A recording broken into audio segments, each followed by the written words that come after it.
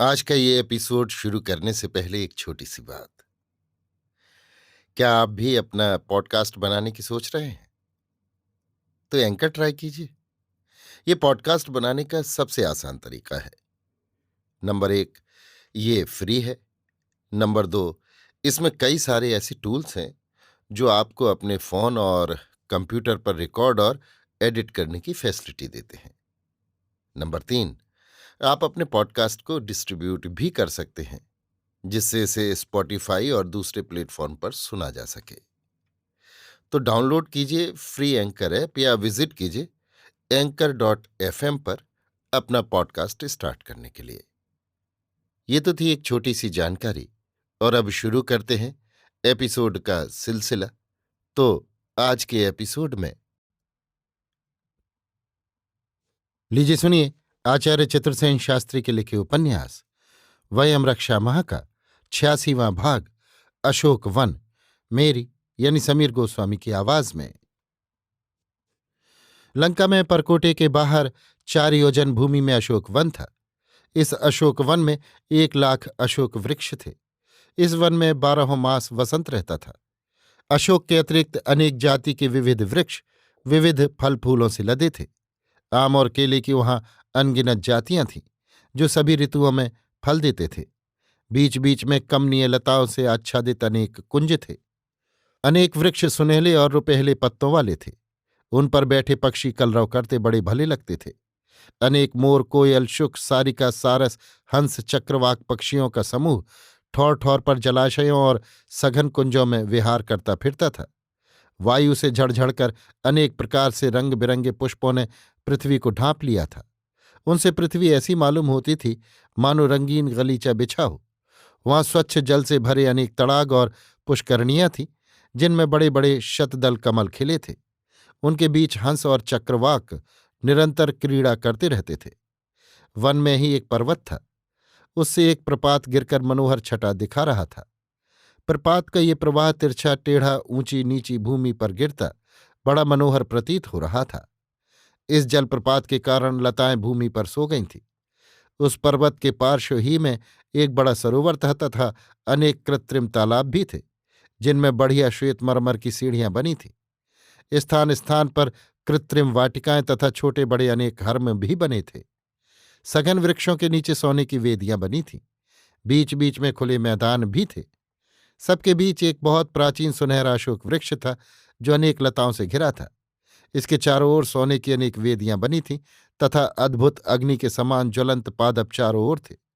इन अलौकिक और दुर्लभ रमणीक वृक्षों को देखकर बड़े बड़े देव दैत्य चकित रह जाते थे। ऐसा विराट और मनोरम वन पृथ्वी पर उस समय दूसरा न था। सरोवर के चारों ओर जो चंपा, चमेली, चंदन के वृक्षों की सघन छाया थी, उससे वहां की शीतल समीर सदैव ही सुरभित रहती थी।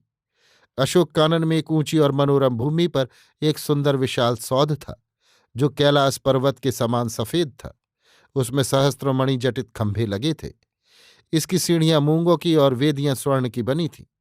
वो स्वच्छ प्रासाद अपनी आभा से दैदीप्यमान था। उसकी अट्टालिकाएं गगनचुंबी थीं। इसी हर्म में अपराहता भगवती सीता को लाकर रावण ने रखा था। हर्म पर 500 सशस्त्र राक्षसियों का पहरा था तथा उतनी ही राक्षसियां सीता की शुश्रूषा के लिए नियत थीं। इसके अतिरिक्त संपूर्ण अशोक वन की रखवाली 10 सहस्त्र राक्षस सुभट कर रहे थे। यद्यपि हर्म अति विशाल और भव्य तथा सुखोपभोग के सब साधनों से सुसज्जित था, परंतु पतिव्युक्त सीता को उस सब साज श्रृंगार और सज्जा से कुछ भी प्रयोजन न था।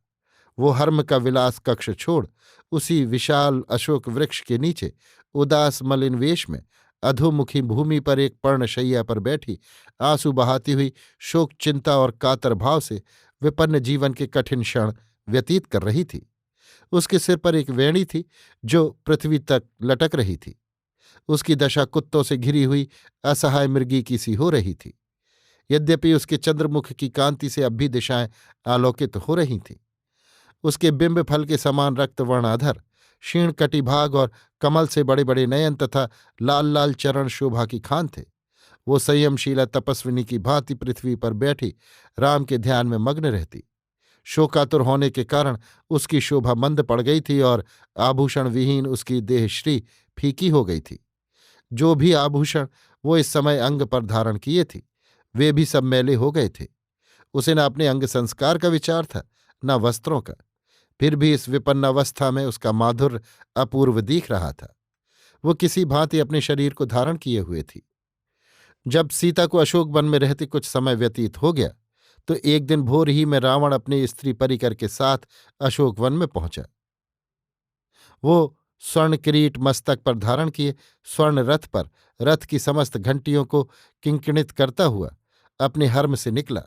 उसके पीछे 100 दासियों के हाथों में उसके सुख द्रव्य थे। किसी के हाथ में ताड़ के पंखे, कोई सोने की झारी लिए सुखपाल में बैठी थी। एक स्त्री सोने के डंडे वाला प्रकाशमान छत्र लेकर रावण के पीछे हाथी पर बैठी थी।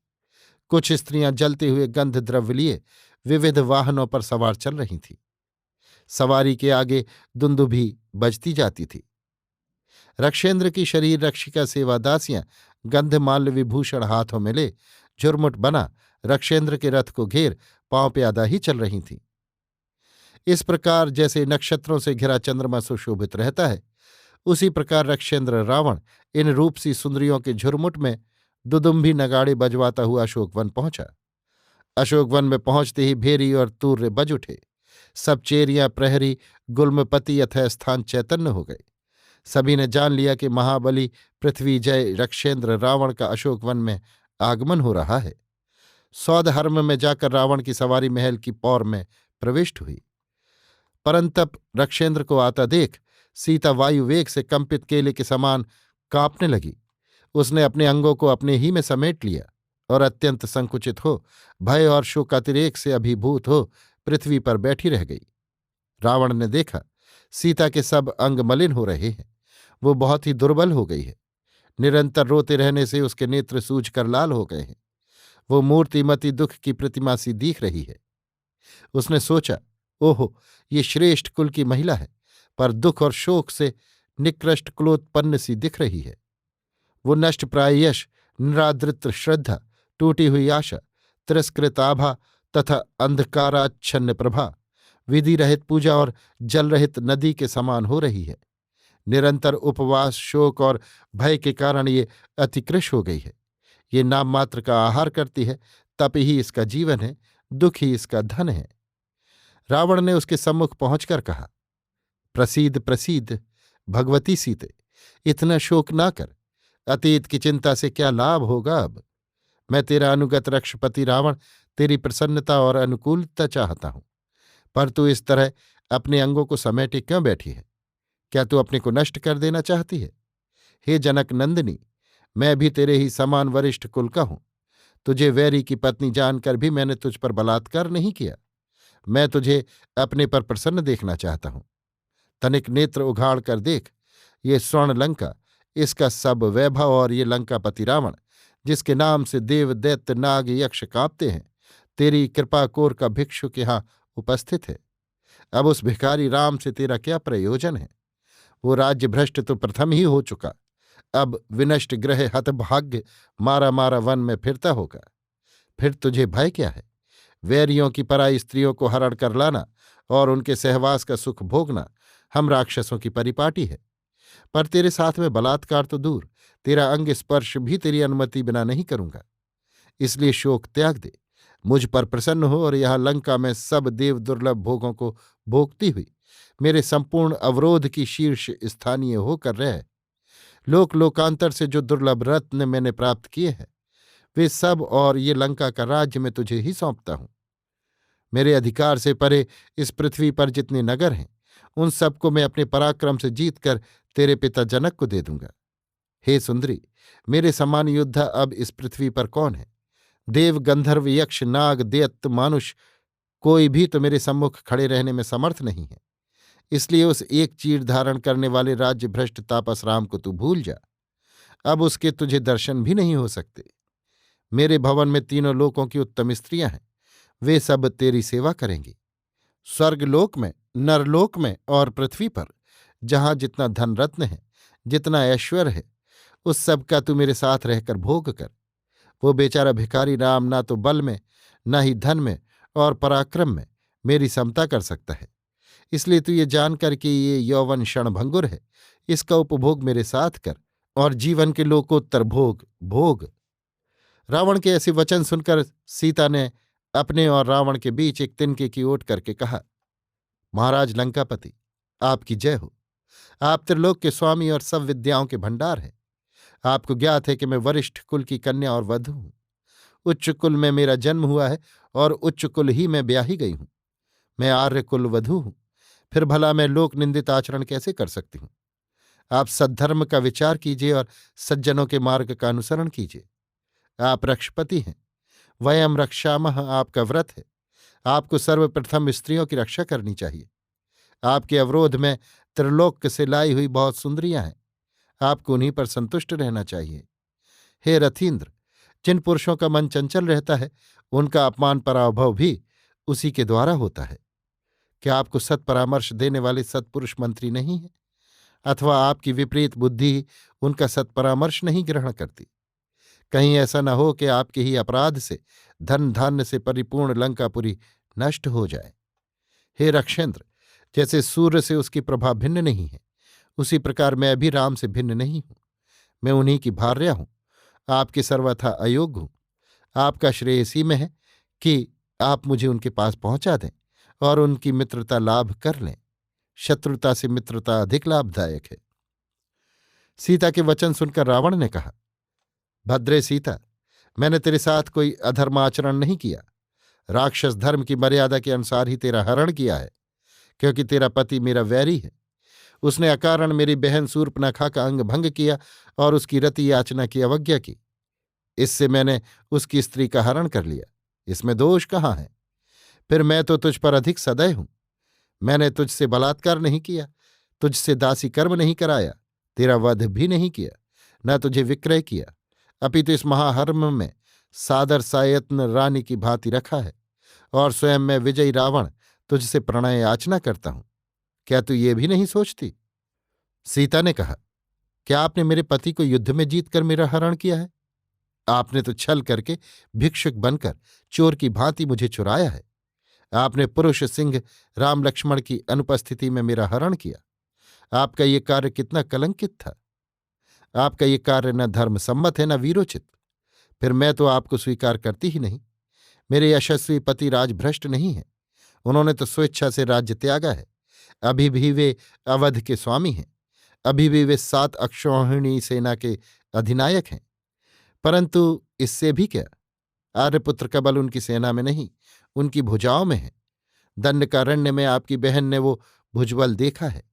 अब रक्षेंद्र, यदि आपकी सुमति न जगी तो आप देखेंगे कि शत्रु संघारी मेरे पति मेरे लिए लंका में अवश्य आएंगे। तब आप भले ही कुबेर की अलका में जाकर छिपे, चाहे कहीं और, कोई भी देव दैत्य नाग यक्ष आपको उनके हाथों से बचा न सकेगा। आपकी निश्चय ही मृत्यु होगी। भगवती सीता से ऐसे कठोर वचन सुनकर रक्षेंद्र रावण क्रुद्ध हो गया। उसके नेत्र लाल हो गए। नथनों से बैल की भांति गर्म निश्वास छोड़ते हुए उसने कहा, भद्रे सीते, तू शत्रु भार्या है, मेरी हरण की हुई संपत्ति है। तूने मेरा ही तिरस्कार किया है। मैंने जो तुझ एक स्त्री को इतना मान दिया, इस पर तूने विचार नहीं किया। इस अपराध में तेरा तुरंत वध होना चाहिए। परंतु मैं तुझे 1 मास की अवधि देता हूं। इस बीच यदि तू अपना हठ त्याग मेरे अधीन न होगी तो मेरे रसोइये मेरे कलेवे के लिए तेरा वध करेंगे। इतना कह और लाल लाल आंखों से सीता को देखता हुआ रावण अपने मणिहर्म में जा देव गंधर्व दानव और यक्ष कुमारियों के बीच बैठ मद्यपान और विलास करने लगा। रावण के संकेत से राक्षस कुमारियों ने सीता को बहुत समझाया, प्रलोभन दिए। धान्य मालिनी एक मुखरा तरुणी थी। वो आंख बचाकर बोली, कल्याणी सीते, मैं तेरे ही भले के लिए कहती हूं। महात्मा रावण कुल में वरिष्ठ है। महर्षि पुलस्त 6 प्रजापतियों में चौथे थे। उनके पुत्र विश्रवा मुनि भी प्रजापति तुल्य ही हैं। रक्षेंद्र रावण उन्हीं के पुत्र हैं। उनकी भार्या बनने से बढ़कर सौभाग्य पृथ्वी की किसी स्त्री का क्या हो सकता है। त्रिलोक के अधिपतियों ने अपनी अपनी पुत्रियां उन्हें दे अपने को धन्य माना है। फिर रक्षेंद्र तुझ पर तो बहुत प्रसन्न है। अब तेरा उस तपस्वी राम से क्या प्रयोजन रहा?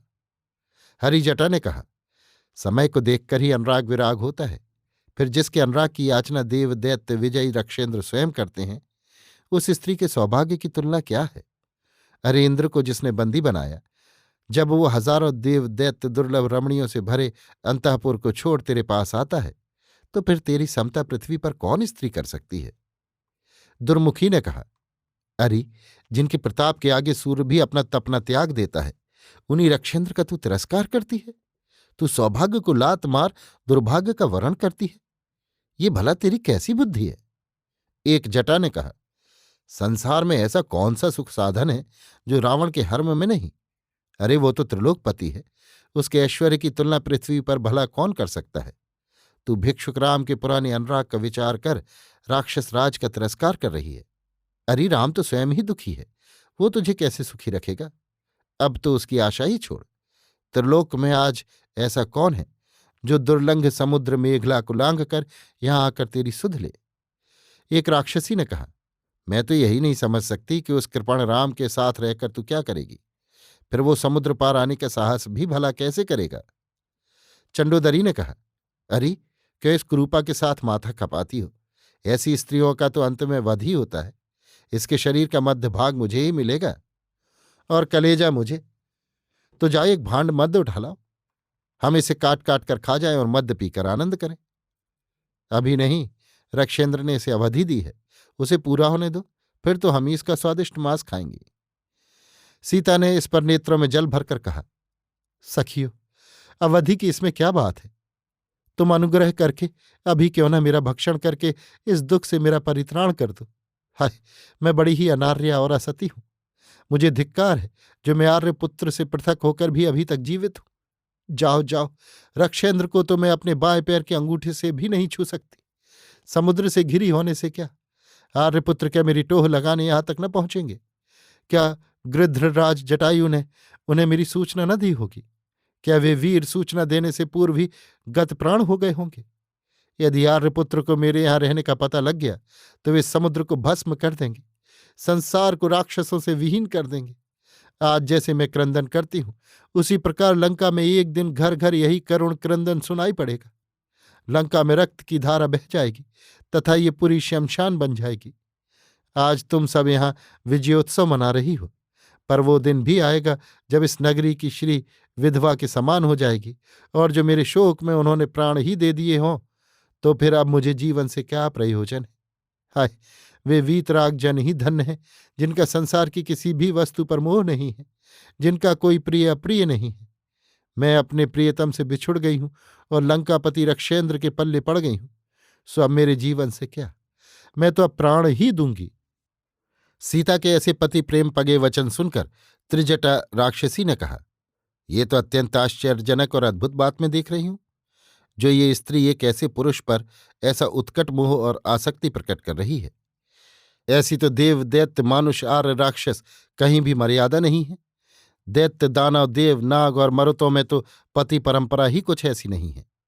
स्त्री स्वतंत्र है, आत्मोन्मुख है, पति से उसका क्या प्रयोजन है? वो तो उससे तनिक भी अनुबंधित नहीं है। वो जिस भी प्रिय पुरुष को चाहे उसे ही अपने लिए वर सकती है। ऐसा ही कुछ हम राक्षसों में, गंधर्वों में और यक्षों में भी है। हम लोग पति पत्नी में समसखा भाव मानते हैं सही, परंतु ऐसा नहीं जैसा ये स्त्री एक पुरुष के लिए ऐसी उन्मुख है।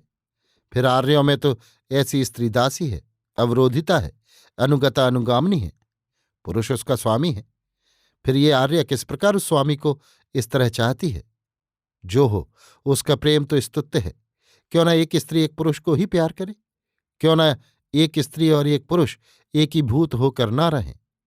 क्यों ना दोनों का प्राणों से प्राणों का विलयन हो? आहा, समापो हृदयानिनो। मुझे यही प्रिय है। इस मानुषी की मैं अभ्यर्थना करती हूं, वंदना करती हूं। इसका पुरुष प्रेम धन्य है, श्लाघ्य है। हमें इस पर क्रोध, इससे विराग न करना चाहिए। हम इसकी रक्षिकाएं हैं, इसे डराने धमकाने से हमारा क्या प्रयोजन है? रक्षेंद्र से निवेदन करूंगी, इस स्त्री से भी मैं कहती हूं, आर्य तू निश्चिंत रह, अपनी शक्ति भर हम सब तेरा प्रिय करेंगे।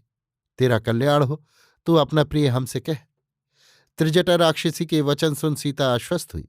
उसने कहा, भद्रे, मैं तेरा अनुग्रह स्वीकार करती हूं। इस रक्षपुरी में तू ही मेरी प्राण सखी है। मैं आज विपन्न हूं, परंतु देव विधि से यदि संपन्न हुई तो तेरे इन शब्दों को याद रखूंगी।